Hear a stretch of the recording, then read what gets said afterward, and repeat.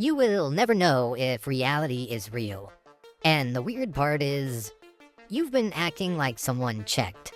You woke up today, opened your eyes, saw the room, felt your body, remembered your name, and immediately trusted the whole thing.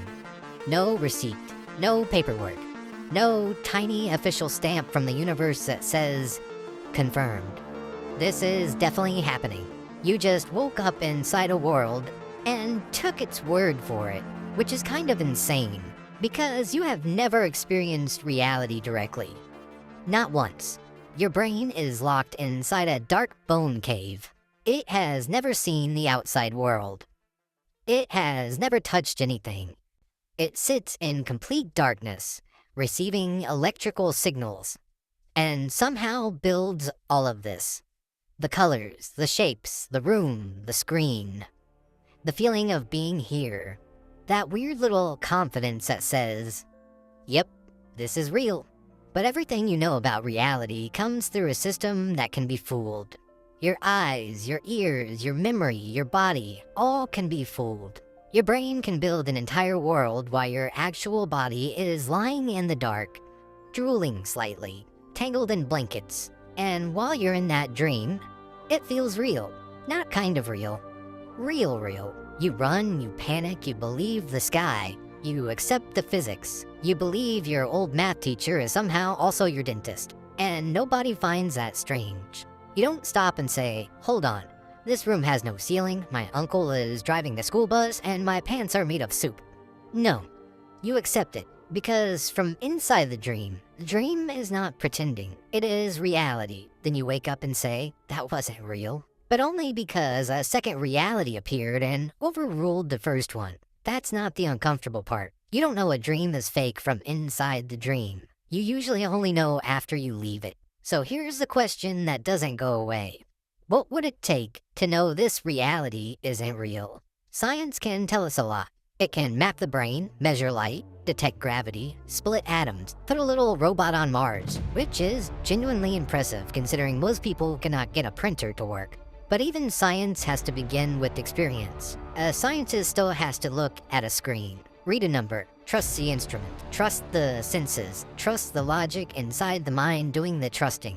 That does not make science wrong. It makes the problem deeper. Because no matter how advanced the tools get, the tool still appears inside that reality. You cannot step outside the entire universe and say, yep, real. There is no outside counter. No manager, no cosmic customer service desk where you say, excuse me, I would like to verify existence. You are checking reality from inside reality. That's like a character in a video game trying to prove the console exists. They can study the trees, measure the water, discover the rules, become the greatest scientist in the whole game. But everything they find is still part of the game. And here is where this gets worse. Your brain does not give you reality directly. It gives you a version, a model, a translation, a kind of controlled hallucination that lines up well enough with whatever is out there to keep you alive. You do not see infrared. You do not hear every frequency. You do not feel the earth spinning. Right now, there is a blind spot in your vision, and your brain is quietly filling it in. Part of what you are seeing is made up. Not because you're broken, because that's how seeing works. The brain is not a window, it's a translator. And translators are useful, but they're not the thing itself. A dog lives in a smell world. A bat lives in an echo world. A bee sees patterns in flowers that you cannot see. Same planet. Different realities. So when humans say, this is what reality is, what we might actually mean is, this is the human-readable version, which is a little less comforting, because now the question is not just, is reality real? The question is, how much of reality are we even built to notice? A chair is a chair, a wall is a wall, a dog is a dog. Unless it's one of those tiny nervous dogs with the eyes of a Victorian ghost child, then your brain needs a second.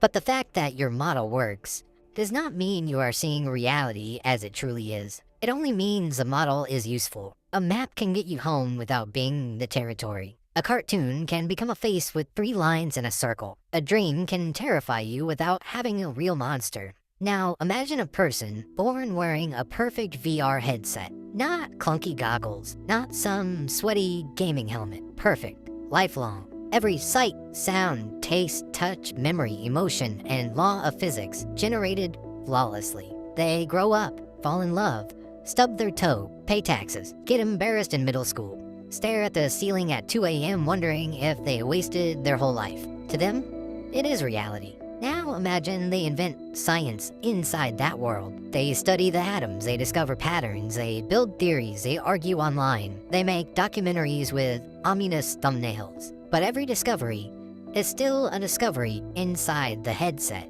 So how would they prove the headset is there? They couldn't, unless something breaks. A glitch, a tear, a hand from outside. But if the illusion is perfect, there is nothing to compare it to. That's the real problem. Reality does not have to prove itself. It only has to be consistent enough that you stop asking. And most of the time, it is. Gravity works. Coffee spills downwards. Yesterday connects to today. Your phone still has that crack in the screen.